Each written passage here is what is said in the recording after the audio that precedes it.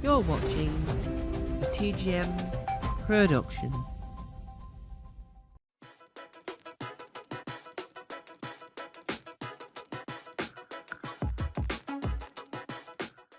Hello. Happy New Year and welcome to 2026. The time is currently 9:53 on New Year's Day 2026. The time was 1 a.m. when the final ever episode of Stranger Things occurred. Welcome to the first Tom's TV show reviews of 2026. Yes, we'll also have a video today talking about the 75th anniversary of The Archers. So let's talk about sci-fi before we talk about radio soap opera. So, the final episodes that aired. Let's start where it all began. First, let me mention something that I'll never be able to get out of my head ever again. There's certain moments in TV history that get stuck in your head. The first time you ever saw the Dixon of Dr. Green. The first time you ever laid your eyes on your favourite TV show of all time. For me, Doctor Who. Things, memories, and loves never leave. Dark Crystal, Age of Resistance, Doctor Who. Puppets, Taskmaster, Blue Peter, Stranger Things. Now, I reviewed over on the main channel, Tom Mason, the war between the land and the sea. The very end, the final scene, whilst Barclay is becoming a fishman, telling with a fishwoman. Many thoughts. My thoughts have changed massively since then. Anyway, what happened there was we had a new orchestral arrangement with a new singer for We Can Be Heroes. I think it must be called We Can Be Heroes. I think that's the name of the song by David Bowie, which goes, "We can be heroes for just one day." And the scene, you can picture it, and the music is gorgeous. Now, how does Stranger Things decide we're going to do our final ever end credits scene? Our final ever credits, right? This is the creme de la creme. You've got to say thank you to absolutely everyone that made the last 10/11 years possible in the world of Netflix sci-fi in America, right? What do you do? Well, here's the question. You get the right to David Bowie's version of We Can Be Heroes, but make sure no one subtly notices until you hear the chorus. I don't know the lyrics of the songs, but I noticed that I stood up going, really? 2 dramas in a space of a week and a half, I think. And that's really what we've done, right? That's really what we've done. I know there's no coordination because the war between the land and the sea composed their own orchestral arrangement of it, right? Which is far better, might I add, than the original. But that's because I didn't really know the original. See, if you listen to a song and you're like, oh yes, I love it, but then you listen to the original, because you find out later on it's an original, you're never going to like it. That's only because you only listened to the new version, right? So, if you don't like the original, that's because you don't know the original well enough. Anyway, so now let's travel all the way back to 2015. I don't think I watched it the first day it came out, but here's how I discovered Stranger Things.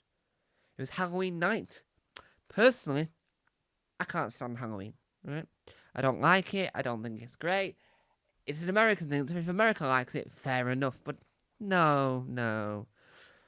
My brother was going out with his friends to play bowling, right? And there's a bowling area not far away from us, from my house. And I was younger than I am now.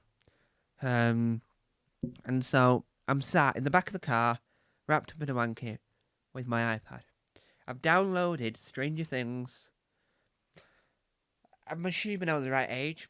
I think I can't remember if Stranger Things is a 15 now, because obviously you can change the age rating as the series goes on. So I'm sat there and I'm watching it, and I'm hooked.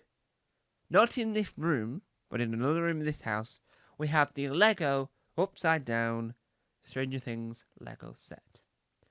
And in my time of getting into the world of filmmaking, television making, and all this, right? I have heard the word Stranger Things not said that often because when I'm at uni now, university, and one of the modules I was doing last year, as in the first half of 2025, we looked at the pitch deck, I think it must have been, for Stranger Things. It was called something else, and we read about it in a script writing module, and then in a TV drama module, we looked at it again, but obviously none of it's coordinated because you choose your modules on the course I'm doing. So for that, they looked at it at another angle. So in the space of a few months, I learned different aspects of why Stranger Things worked from a script writing point of view and why Stranger Things worked from a drama point of view. They didn't show any of the clips because it's showcasing how a pitch deck works. And I just really like how the Duffer Brothers, I'm assuming they've let that go for free to help people, for educational purposes, or not, I don't know.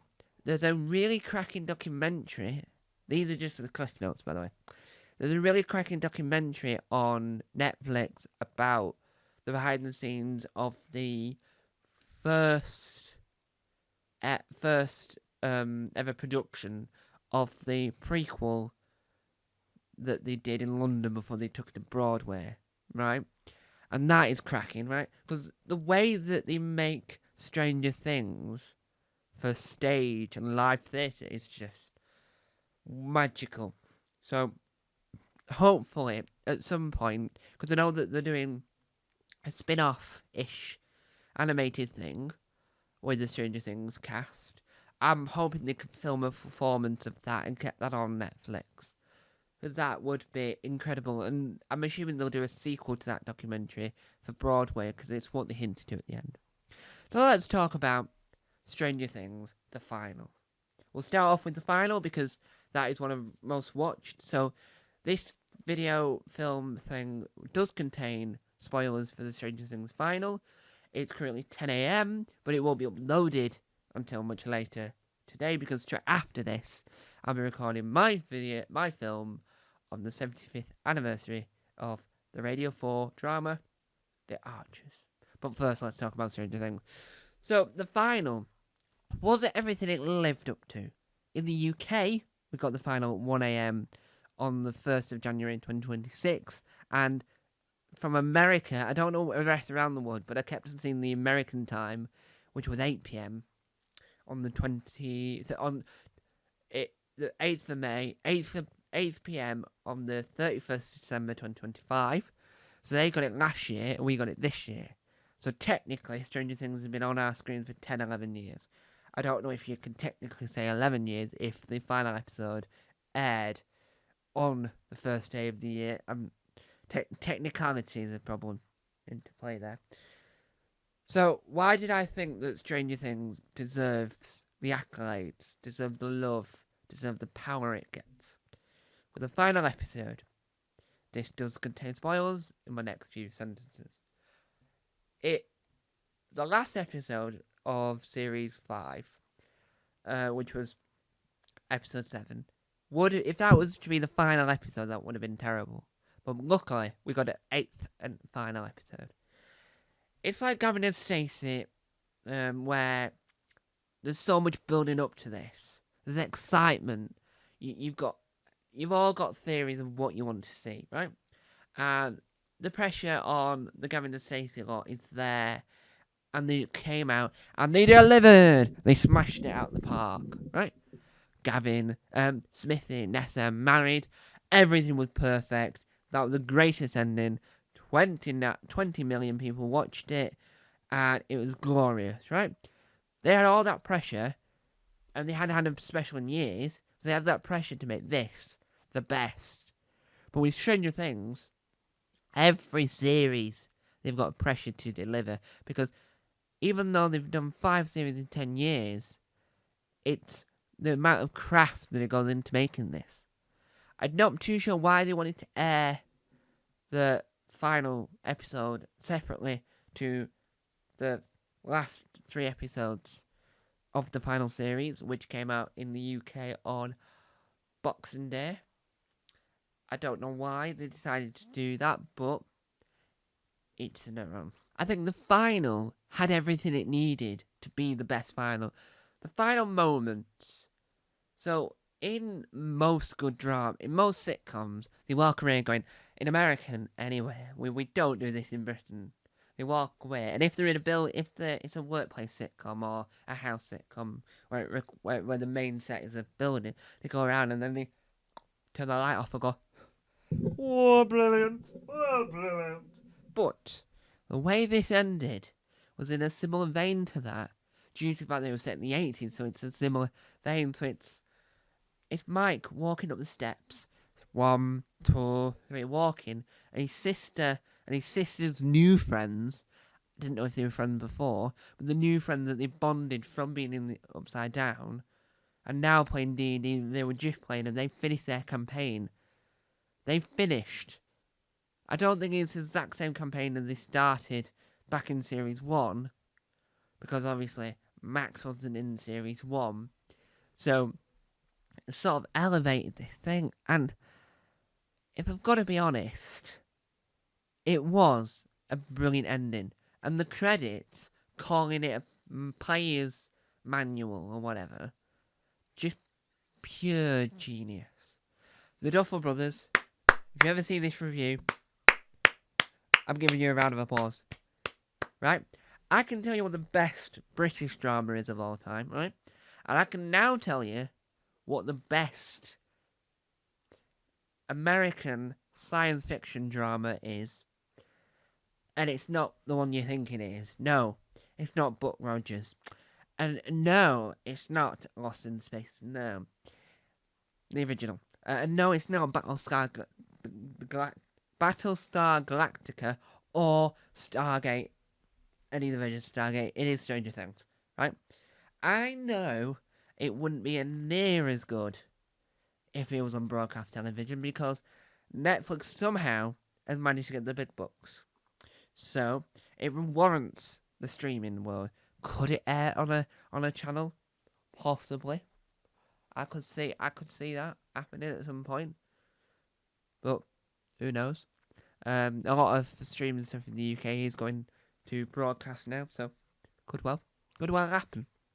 Anyway, I think the final showdown between Vecna and the Stranger Things team, is what I'm going to call them, was phenomenal.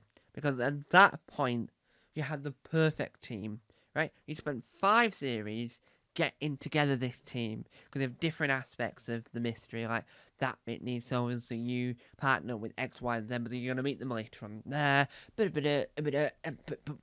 Perfect. I think the team was perfect. The way it went out. Bang! Fire! Brilliant. I just think that Stranger Things overall is a 9 out of 10. Wouldn't be a 10 out of 10, because 10 out of 10 reserves to something. I don't think it should have been split into volumes. 10 out of 10 would have been that you get Series 5, you get Series 5. You don't get Series 5 Volume 1, Volume 2, and Volume 3. Because that's a lot of promotion for one series. Right? Over the span of a few months. No. So, that's why it's a 9 out of 10. I think the premise, all the way back in Series 1, was fantastic. The premise of a missing child turns out he's gone into this place called the Upside Down. And I think that, the catalyst for this series, the one that fired it across, going, woo! That is what's going to happen. Works so well. I know I'm being more a little bit skew-wit on this, but roll with me. Do you like the new light? That's my final question. Anyway, so overall, I thought that Stranger Things worked really well. I think there isn't any dull moment. There's obviously a few things that could have been improved, but I think over time those issues were fixed. I think that's what you do, because you give it time between series. you get the whole of the fans' feedback of the fans that love it, the fans that are a little bit, could have been, because they've got time to fix it. I think some of my key favourite moments is every time there's a battle in the Upside Down. I think, and I know it's going to be a cliche answer, but I think the best character is Max. No, it's 11. It's 11. Well, no. 11's the best, my favourite character who's appeared in every single episode. But if we have to talk about my favourite characters that appeared from series 2 onwards, then it's going to be Max, right? Max's arc in the final series was interesting. I think Max being involved in that bit where Kate Bush sang Running Up the Hill and then she got to number 1. Well deserved, by the way. Kate Bush deserved that number 1 hit. I'm not going to disagree that she didn't deserve it. I do think, I'll be honest, I was watching the final 3 episodes on Boxing Day, and I did think to myself, Kate Bush, can we stop now? I know it's not her really singing, but can we stop it now? Because it was getting a little bit annoying because it's repetitive, right? The first time, yeah, fair enough. Running up that hill, I'm running up that hill. Wah! Fair enough. Thank you. Well done. I played it. Wah! Running up that hill. Running up that hill. Running up that hill. Played it 4 or 5 times in a row. Give it a rest. I know it's the only way to wake her up, and I know that's how she finds the way out. But really? Do we really need it that many times? No, we didn't need it that many times, and you sort of think running up that hill was a good gesture at that point. I didn't think it needed to be utilised all over the internet, apparently. So I don't know. Apparently it was. That's how you get to number 1 these days, in the charts in the UK at least. So I think that there's Eddie. I can't think of his last name. I'm sort of glad he wasn't there at the end. Just rather I wasn't too keen on him. You have enough of the characters that these kids shouldn't have been friends with because of the circumstances in American school culture. I just do think at that point that it didn't need to happen, is what I'm saying. He didn't need to exist. The actor was brilliant in the role, might I add, but that character didn't need to exist. It was like, yes, the show's rock and roll, yes, it's rock and roll, but we don't need it to be rock and roll. Rock and roll. I think the cinematography of it, if we're going down that route, which we are now, was gorgeous. I do think the reason why these kids and the cast are never going to remember the show as well as you or I is because they've probably never seen it in the way we're watching it. They've seen it green screen, tennis balls, and all the tricks to make sure that they get the best visual effects. I know the Vector was real, as in it was prosthetics. If you're into the world of Doctor Who, you know all about prosthetics and how many hours that takes. 4, 5, 7, 8 hours. So I know the Vector was real, so they actually physically met the Vector we saw on screen. But I think a lot of it would have been green screen. So hopefully, someone has asked in one of the interviews to the cast of Stranger Things if they've ever actually watched it back to see the final cut. Because that's what I would do. If I was in their shoes, in Doctor Who or in any other TV program that required a heavy load of CGI, I would then watch it via visual effects and CGI. I would watch it back, not because, oh yes, I want to see my performance, I was amazing, wouldn't I? Oh yes, I was amazing. Not because of that at all. I would watch it to sort of get that feeling of, that's what it looked like at the end. Or I would ask for a rough cut, or I would ask for some visual evidence so I can see what the final outcome would be, because I think that if you really think about it, that sort of enhances your experience as an actor. So I think that 11 got better and sort of better as the series went on. I think the final version of 11 was brilliant. I think the version of 11 where she was wearing that blonde wig sort of was a little bit odd. And I think when we first met Eleven, it was slightly odd, but I think that the character just. It's like a sitcom. If you cancel it, because the character's terrible, because the show's terrible, right? You need to give it time. And I think that's what Stranger Things has done. I was a fan of it to begin with, but I really am a fan of it now. Because you've sort of let it develop. And I think that's what most TV companies need to do, to let these things develop. So overall, I think that the show was excellent. It had elements of highs and lows. My favourite moment ever in Stranger Things. Well, if I have to say Series 5 wise, because I don't think I can think of an ever moment. Series 5 wise, I think it's the whole Rockin' Robin bit, because I'm a fan of radio. I listen to The Archers, I listen to sitcoms, dramas, all that on the radio, and I like radio too, but mainly Radio 4.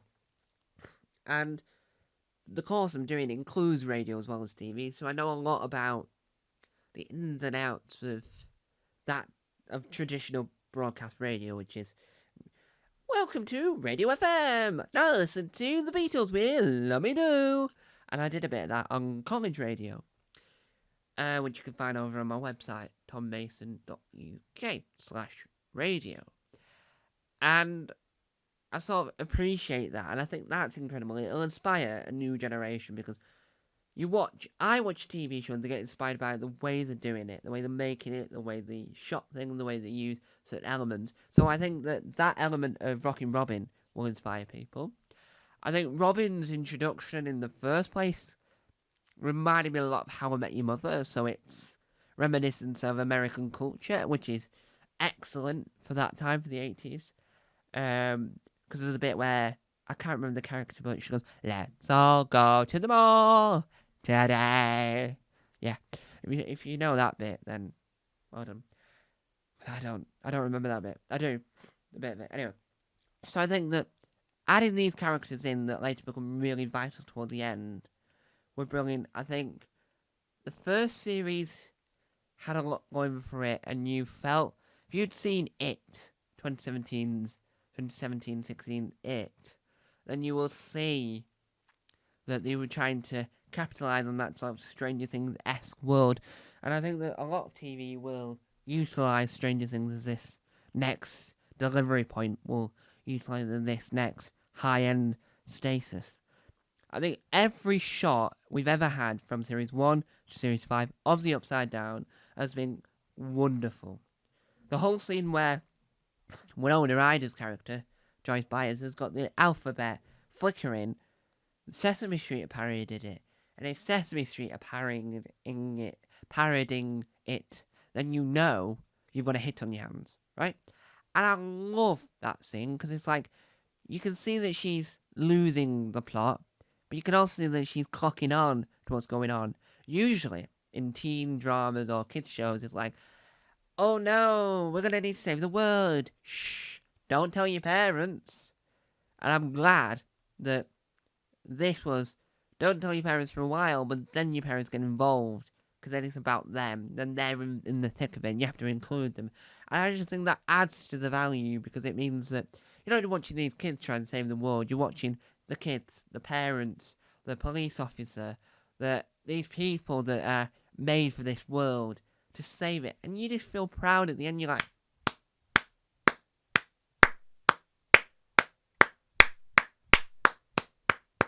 well done. And you just can see the love and the excitement they've got for saving the world. Yes, I've saved the world.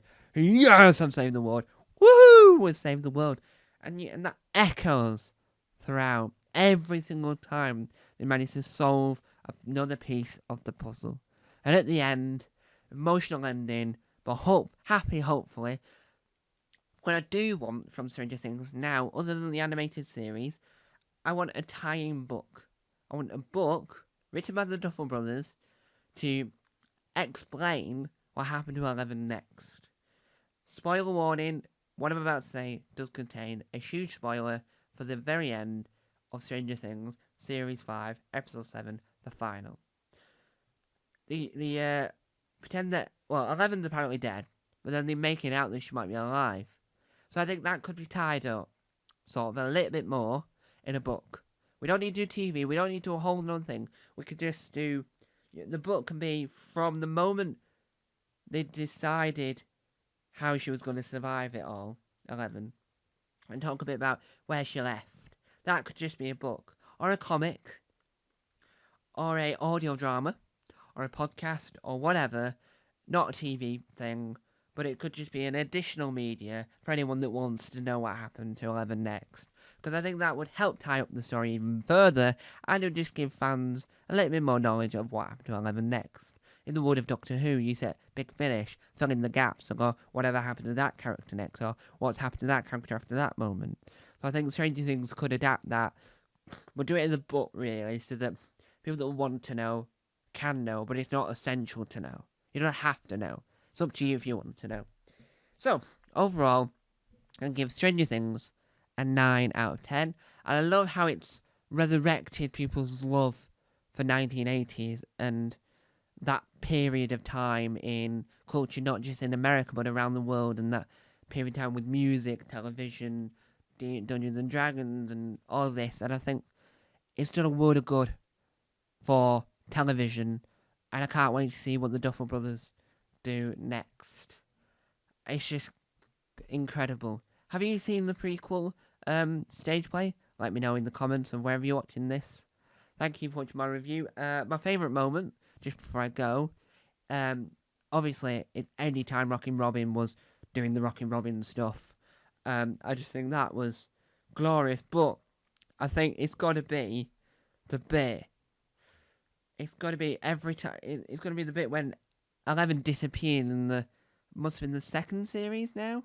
I think it was, because you get the sort of dramaticness of everything's stopped, everything's solved. They think, but where's 11? And it's the drama, because now you know that Mike and 11 have fallen in love. It's like, what's gonna happen next? Ooh, and I just think that ending just sort of perfectly ended, and waiting a while to find out. It was such a perfect way of doing it. So, thank you for watching. That's been Tom's TV show reviews of Stranger Things. Bye-bye.